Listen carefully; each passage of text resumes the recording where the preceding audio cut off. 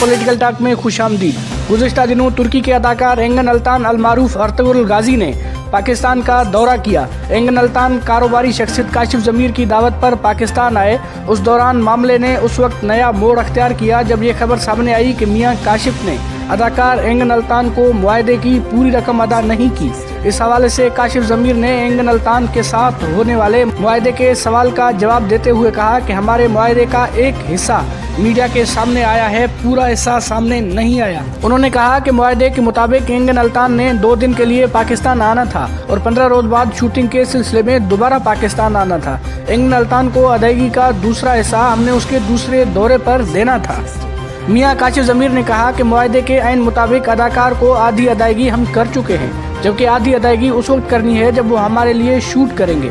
काशिफ ज़मीर से सवाल किया गया कि क्या आपसे एंगन अल्तान ने आधी रकम का तकाजा किया या हुकूमत पाकिस्तान से कोई शिकायत की, जिसका जवाब देते हुए उन्होंने कहा कि हम दोनों के दरमियान मुआहदा पहले से ही वाज़ेह था, बल्कि एंगन अल्तान पाकिस्तान में चलने वाली न्यूज़ पर हैरान है। वो कहते हैं कि ये पाकिस्तान का मीडिया क्या कर रहा है। एंगन अल्तान की जानिब से किसी किस्म की शिकायत का इजहार नहीं किया गया।